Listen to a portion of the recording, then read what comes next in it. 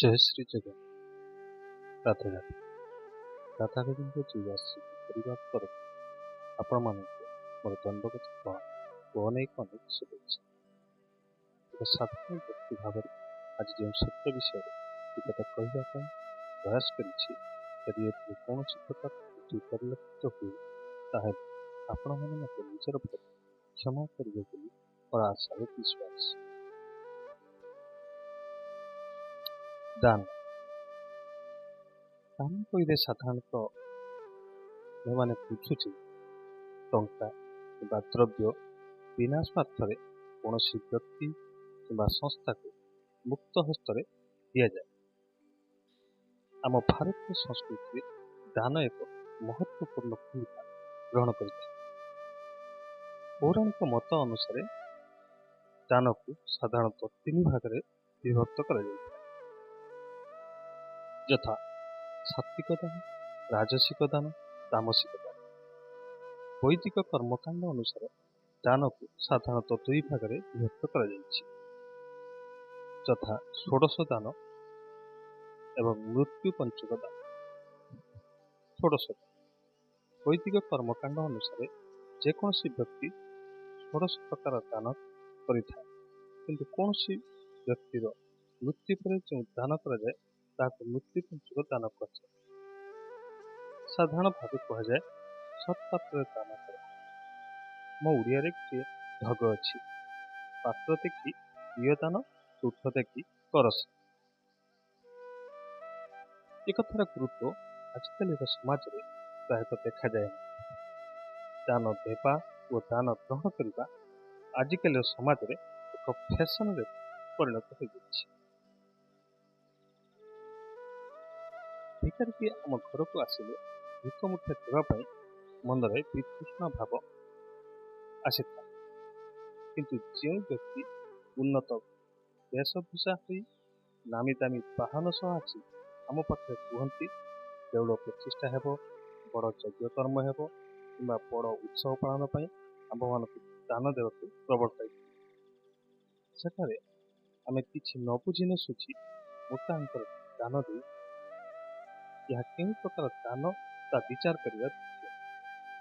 ଦ୍ୱିତୀୟରେ, କିଛି ବ୍ୟକ୍ତି ସମାଜରେ ମୋଟା ଅଙ୍କର ଦାନ ଗ୍ରହଣ କରିବା ପାଇଁ ବିଭିନ୍ନ ପ୍ରକାର ବାହାନାର ସାହାରା ନେଇଥାନ୍ତି, ଯଥା ବେକରେ ଦଉଡ଼ି ପକାଇ ମାଗିବା, ଝିଅର ବାହାଘର କରିବା କିମ୍ବା ଲୋକମାନଙ୍କୁ ଭୁଲ ସାର୍ଟିଫିକେଟ୍ ଦେଖାଇ ଆମ୍ଭମାନଙ୍କର ଭାବାବେଗକୁ ଆନ୍ଦୋଳିତ କରାଇ ଦାନ ମାଗିଥାନ୍ତି। ସେଠାରେ ଆମ୍ଭେମାନେ ବିଚାର ବିମର୍ଶ ନ କରି ଦାନ ଦେଇଥାଉ, ଯାହାକି ଦାନ ଦେବାରେ କିଛି ବି ମହତ୍ତ୍ୱ ନଥାଏ। କହିବାର ତାତ୍ପର୍ଯ୍ୟ, ଯଦି ଜଣେ ଗରିବ ଲୋକର ଆବଶ୍ୟକତାକୁ ବିଚାର କରି ଦାନ ଦିଆଯାଏ, ତାହେଲେ ସେ ଲୋକର ଆବଶ୍ୟକତା ପୂରଣ ହୋଇପାରନ୍ତା। ଆମ ପୁରାଣ ଶାସ୍ତ୍ରରେ ବର୍ଣ୍ଣନା କରାଯାଇଥିବା 3 ପ୍ରକାର ଦାନ ମଧ୍ୟରୁ ସାତ୍ତ୍ୱିକ ଦାନ ସବୁଠାରୁ ଶ୍ରେଷ୍ଠ, କାରଣ ଏହି ଦାନ ଦେଉଥିବା ବ୍ୟକ୍ତି କୌଣସି ପ୍ରକାର କାମନା ନ ରଖି ନିଃସନ୍ଦେହରେ ନିଃସ୍ୱାର୍ଥ ଭାବରେ ଦାନ କରିଥାଏ।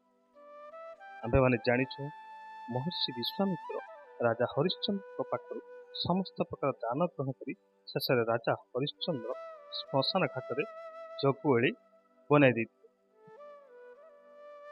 ରାଜା ହରିଶ୍ଚନ୍ଦ୍ର ବିଶ୍ୱାମିତ୍ରଙ୍କୁ ଦକ୍ଷିଣା ଦେବା ପାଇଁ ନିଜର ଏକମାତ୍ର ପୁଅ ଓ ସ୍ତ୍ରୀଙ୍କୁ ବିକ୍ରି କରିଦେଇଥିଲେ। ତଥାପି ରାଜା ହରିଶ୍ଚନ୍ଦ୍ରଙ୍କ ମନରେ ମହର୍ଷି ବିଶ୍ୱାମିତ୍ରଙ୍କ ପ୍ରତି କେବେ ହେଲେ ଦ୍ୱେଷଭାବ, ଘୃଣାଭାବ କିମ୍ବା କୌଣସି ପ୍ରକାର କୁଭାବନା ପ୍ରକାଶ ପାଇନଥିଲା। ସତ୍ୟଯୁଗରେ ଭଗବାନ ବିଷ୍ଣୁ ବାମନ ରୂପରେ ରାଜା ବଳିଙ୍କଠାରୁ ଦାନ ଗ୍ରହଣ କରି ତାଙ୍କୁ ପାତାଳକୁ ଚାପି ଦେଇଥିଲେ। ତଥାପି ରାଜା ବଳିଙ୍କର କେବେ ଦ୍ୱେଷଭାବ ନାହିଁ। ଦ୍ୱାପର ଯୁଗରେ ଗୁରୁ ଦ୍ରୋଣାଚାର୍ଯ୍ୟଙ୍କୁ ଏକଲବ୍ୟ ଦକ୍ଷିଣା ସ୍ୱରୂପ ଡାହାଣ ହାତର ବୃଦ୍ଧାଙ୍ଗୁଳିକୁ କାଟି ଦାନ କରିଥିଲେ। ଯଦିଓ ଗୁରୁ ଦ୍ରୋଣାଚାର୍ଯ୍ୟ ଏକଲବ୍ୟକୁ ଶସ୍ତ୍ରବିଦ୍ୟା ଶିକ୍ଷା ଦେବାରୁ ନିବୃତ୍ତ ରହିଥିଲେ, ଯାହା ସାତ୍ତ୍ୱିକ ଦାନର ଉଦାହରଣ। ଦ୍ୱିତୀୟରେ, ରାଜସିକ ଦାନ। ଯେତେବେଳେ ଧର୍ମରାଜ ଯୁଧିଷ୍ଠିରଙ୍କର ରାଜ୍ୟାଭିଷେକ ସରିଲା, ସେତେବେଳେ ଧର୍ମରାଜ ଭାବିଲେ କୁରୁକ୍ଷେତ୍ର ଯୁଦ୍ଧରେ ପ୍ରାଣ ହରାଇଥିବା ବ୍ୟକ୍ତିମାନଙ୍କର ଆତ୍ମାର ସଦ୍ଗତି ପାଇଁ ଦାନ ଓ ଯଜ୍ଞର ଆୟୋଜନ କରିଥିଲେ। ତାହା ରାଜସିକ ଦାନ ଭାବରେ ଗଣନା କରାଯାଏ। ତାମସିକ ଦାନ, ଯେଉଁମାନେ କିଛି କୁକର୍ମ କରନ୍ତି ସେଥିରୁ ମୁକ୍ତି ପାଇବା ଆଶାରେ ଯେଉଁ ଦାନ କରାଯାଏ ତାହାକୁ ତାମସିକ ଦାନ କୁହାଯାଏ। ଶାବଳ ଚୋରି କରି ଛୁଞ୍ଚି ଦାନ କରିବା ଏହାର ପ୍ରକୋଷ୍ଠ ଅଟେ। ଦାନ ଦେବାରେ ସ୍ୱତନ୍ତ୍ର ମହତ୍ତ୍ୱ ଆମ ଭାରତୀୟ ସଂସ୍କୃତିରେ ଯୁଗ ଯୁଗରୁ ରହିଆସିଛି। ଦାନ କଲେ ପୁଣ୍ୟ ମିଳେ, ଏହା ଆମ ପୁରାଣ ଶାସ୍ତ୍ରରେ ସବିଶେଷ ଭାବରେ ବର୍ଣ୍ଣନା କରାଯାଇଛି।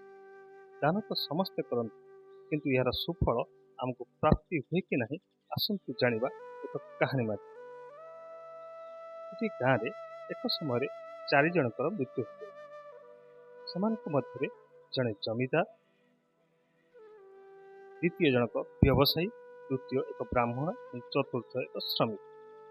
ଯମଦୂତମାନେ ଆସି ଏହି 4 ଜଣଙ୍କୁ ନେଇ ଯମ ଦରବାରରେ ଉପସ୍ଥିତ କରାଇଲେ। ଯମଙ୍କର ଦରବାର ବସିବାକୁ କିଛି ସମୟ ବାକି। ଠିକ୍ ଏହି ସମୟରେ ବ୍ୟବସାୟୀ ଜଣକ ଜମିଦାରଙ୍କୁ କହିଲେ, ଯାହା ହେଉ ଆପଣଙ୍କର ପୁନର୍ଜନ୍ମଟି ଏଇଥର ଏକ ରାଜା ଘରେ ହେବ। ବ୍ୟବସାୟୀଙ୍କ ଠାରୁ ଏମନ୍ତ କଥା ଶୁଣିବା ପରେ ଜମିଦାର ଜଣକ କହିଲେ, ମୋ ଜୀବନ କାଳ ମଧ୍ୟରେ 5ଟି ବ୍ରାହ୍ମଣ ଶାସନ ବସାଇଛି। ବହୁତ ବ୍ରାହ୍ମଣ ପିଲାର ବ୍ରତ ପାଳନ କରାଇଛି। ଅସହାୟ ଲୋକଙ୍କୁ ଜମି ଜମା ଦାନ ଦେଇଛି। ତେଣୁ ମୋ ପାଇଁ ଯମରାଜା ନିଶ୍ଚିତ ଭଲ ଜାଗାରେ ହିଁ କରିବେ। ମୋତେ ନର୍କ ଭୋଗ କରିବା ପାଇଁ ପଡ଼ିବ ନାହିଁ। ଏହା ଶୁଣି ବ୍ୟବସାୟୀ ମଧ୍ୟ କହିଲେ, ମୋ ଜୀବନ କାଳରେ ମୁଁ ତୀର୍ଥ ବ୍ରତ କରିଛି। ତୀର୍ଥ ସ୍ଥାନରେ ବହୁ ଧନ ସମ୍ପତ୍ତି ଦାନ ଦେଇଛି। ଦୁଃଖୀ ଗରିବଙ୍କ ପାଇଁ ଆଶ୍ରମ ଖୋଲି ସେମାନଙ୍କ ପାଇଁ ରହିବା ଖାଇବାର ବ୍ୟବସ୍ଥା କରାଇଛି। ସେଥିପାଇଁ ଯମରାଜ ନିଶ୍ଚିତ ଭାବେ ମୋତେ ଭଲ ଜନ୍ମ ଦେବେ। ମୋର ମଧ୍ୟ ନର୍କ ଯନ୍ତ୍ରଣା ଭୋଗ କରିବାକୁ ପଡ଼ିବ ନାହିଁ। ତୃତୀୟ ବ୍ୟକ୍ତି ଯେ କି ବ୍ରାହ୍ମଣ, ସେ ବି ଅନୁରୂପ ମନ୍ତବ୍ୟ ଦେଇ କହିଲେ, ମୁଁ ଜୀବନ ସାରା ଭଗବାନଙ୍କର ସେବା ପୂଜା କରି ମୋ ଜୀବନ କଟାଇଛି। ମୁଁ କାହା ପ୍ରତି ଅନ୍ୟାୟ କରିନାହିଁ, କୌଣସି ପ୍ରକାର କୁକର୍ମରେ ଲିପ୍ତ ହୋଇନି। ତେଣୁ ମୋତେ ମଧ୍ୟ ଭଲ କୂଳରେ ଜନ୍ମ ମିଳିବ। ମୋତେ ମଧ୍ୟ ନର୍କ ଯନ୍ତ୍ରଣା ଭୋଗ କରିବାକୁ ପଡ଼ିବ ନାହିଁ। ଏମନ୍ତ ପ୍ରକାର ଆଲୋଚନା ପର୍ଯ୍ୟାଲୋଚନା ଶୁଣୁଥିବା ଶ୍ରମିକ ବ୍ୟକ୍ତିଟି ନିଜକୁ ନିଜେ ଭାବୁଥାନ୍ତି ଯେ ମୁଁ ତ ଏମାନଙ୍କ ପରି କିଛି ମହତ କାମ କରିନାହିଁ ଯେ ଏମାନଙ୍କ ସହ ସମାନ ହୋଇପାରିବି, କାରଣ ମୁଁ ତ ଦାନ ଧ୍ୟାନ କରିନି, କିଛି ବି କରିନାହିଁ। ଜୀବନରେ କୌଣସି ପ୍ରକାର ତୀର୍ଥବ୍ରତ ବି କରିନାହିଁ। ସବୁବେଳେ ଅନ୍ୟର ମୂଲ ଲାଗି ପରିବାର ଓ ପିତାମାତାଙ୍କର ସେବା ଶୁଶ୍ରୂଷାରେ ସଂସାର ବୋଝ ମୁଣ୍ଡାଇ ମୋର ଜୀବନ କଟିଯାଇଛି। ତେଣୁ ମୋରି ଭାଗ୍ୟରେ କେବଳ ନରକ ଯନ୍ତ୍ରଣା ଅଛି, ଯାହା ମୋତେ ହିଁ ଭୋଗିବାକୁ ପଡ଼ିବ। ଏମନ୍ତ ପ୍ରକାର ଭାବନାରେ ବୁଡ଼ିଥିଲା ବେଳେ ଯମରାଜ ଆସି ପହଞ୍ଚିଲେ ଦରବାରରେ। ଚିତ୍ରଗୁପ୍ତଙ୍କୁ କହିଲେ, ଦେଖିଲ ଏ 4 ଜଣଙ୍କ ପୁଣ୍ୟ ଓ ପାପର ମାତ୍ରା, ଯାହାଦ୍ୱାରା ଏମାନଙ୍କ ପାଇଁ ଦଣ୍ଡ ବିଧାନ କରାଯିବ। ପ୍ରଥମେ ଜମିଦାରଙ୍କ ପାଞ୍ଜି ଲେଉଟାଇ ଚିତ୍ରଗୁପ୍ତ କହିଲେ, ମହାରାଜ, ଏ ଜମିଦାର ପାପର ମାତ୍ରା 8 ଭାଗ ଓ ପୁଣ୍ୟ 2 ଭାଗ। ଏମନ୍ତ ପ୍ରକାର କଥା ଚିତ୍ରଗୁପ୍ତଙ୍କ ଠାରୁ ଶୁଣିଲା ପରେ ଜମିଦାର ନତମସ୍ତକ ହୋଇ ଯୋଡ଼ ହସ୍ତରେ ଚିତ୍ରଗୁପ୍ତଙ୍କୁ ନିବେଦନ କରି କହିଲେ, ମହାଭାଗ, ଟିକେ ଭଲ ଭାବରେ ଦେଖନ୍ତୁ, ମୋ ପୁଣ୍ୟ ଭାଗ ଏତେ ମାତ୍ରାରେ କମ୍ ହେଲା କିପରି?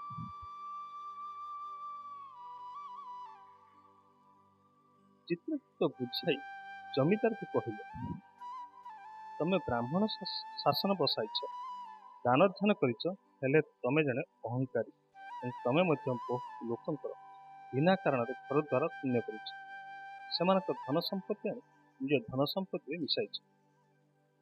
ବିଭିନ୍ନ ଲୋକଙ୍କର ଘର ଭାଙ୍ଗି ସେମାନଙ୍କୁ ବେସାହାରା କରିଦେଇଛ। ପରଧନ ପର ସ୍ତ୍ରୀ ଉପରେ ତୁମର ସବୁବେଳେ ନଜର। ସେଥିପାଇଁ ତମକୁ ଯମ ଯନ୍ତ୍ରଣା ଭୋଗିବା ସହିତ ପଶୁ ଜନ୍ମରେ ଜନ୍ମ ଲାଭ କରିବାକୁ ପଡ଼ିବ। ଦ୍ୱିତୀୟରେ ପାଳି ପଡ଼ିଲା ବ୍ୟବସାୟୀ।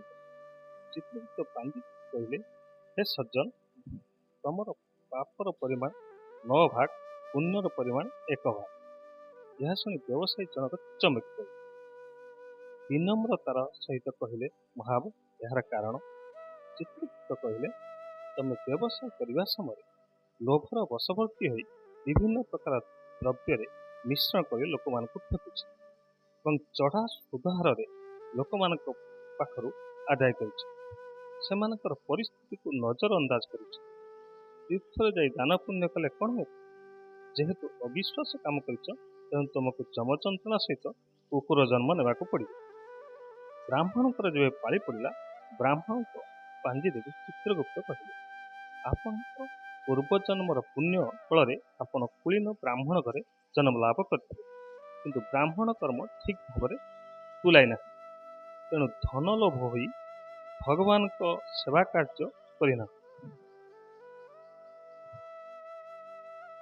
ତମର ଅନ୍ତର ମନରେ ଭଗବାନଙ୍କ ପ୍ରତି କେବେ ହେଲେ ଶ୍ରଦ୍ଧା ଓ ଭକ୍ତି ଭାବ ନଥିଲା। ତମର ଧନ ସମ୍ପତ୍ତିର ଲାଳସା ଦିନକୁ ଦିନ ବଢ଼ିଥିଲା। ବୈଦିକ କର୍ମ କେବେ ହେଲେ ସୁଚାରୁ ରୂପେ ପାଳନ କରିନାହିଁ। ତେଣୁ ତୁମର ଅଧୋଗତି ହେବା ନିଶ୍ଚିତ ଏବଂ ନର୍କ ଯନ୍ତ୍ରଣା ଥିଲା। କଥା ଶୁଣି ବ୍ରାହ୍ମଣ ମୁଖରୁ ଗୋଟିଏ ହେଲେ ଶବ୍ଦ ବାହାରିଲା ନାହିଁ। ଚତୁର୍ଥରେ ପାଳି ପଡ଼ିଲା ଶ୍ରମିକଙ୍କର। ଶ୍ରମିକଙ୍କର ପାଞ୍ଜି ଖୋଲି ଚିତ୍ରଗୁପ୍ତ କହିଲେ, ହେ ମାନବ, ତମେ ତୁମ ଜୀବନରେ ବହୁତ ଭଲ କର୍ମ କରିଛ। ଯଦିଓ ତମେ ବେଶୀ କିଛି ଦାନ ପୁଣ୍ୟ କରିନାହ, ତଥାପି ତମ ଜୀବନରେ ଗୋଟିଏ ଭଲ କର୍ମ କରିଛ, ଯାହା ପାଇଁ ତୁମକୁ ବୈକୁଣ୍ଠପୁରରେ ସ୍ଥାନ ମିଳିବ। ତମେ ନିଜେ ଥିଲେ ଭୋକରେ ରହି ଜଣେ ନିରାଶ୍ରୟ ଓ କ୍ଷୁଧାର୍ତ ବ୍ୟକ୍ତିଙ୍କୁ ନିଜର ଖାଦ୍ୟ ଦାନ କରିଛ ଏବଂ ଶ୍ରମିକ ଭାବରେ ନିଜର କାର୍ଯ୍ୟ ନିଜର ସାମର୍ଥ୍ୟ ଅନୁସାରେ ନିର୍ବାପନ କରିଛ। ସାଂସାରିକ ଜୀବନକୁ ଉତ୍ତମ କର୍ତ୍ତବ୍ୟନିଷ୍ଠ ବ୍ୟକ୍ତି ଭାବରେ ଦାୟିତ୍ୱବାନ ଉତ୍ତରଦାୟୀ ଭାବରେ ନିର୍ବାପିତ କରିଅଛ। ତେଣୁ ତମର କୌଣସି ତ୍ରୁଟି ନଥିବାରୁ ତୁମକୁ ବୈକୁଣ୍ଠପୁରକୁ ପଠାଯାଉଛି। ସେଠାରେ ରହି ସୁଖ ଭୋଗ କର। ଏ କଥାଟି ଆପଣମାନଙ୍କୁ କେମିତି ଲାଗିଲା ନିଶ୍ଚୟ ମତାମତ ଦେବେ। ରହୁଛି। ପ୍ରଣାମ। ଜୟ ଶ୍ରୀ ଜଗନ୍ନାଥ। ରାଧେ ରାଧେ।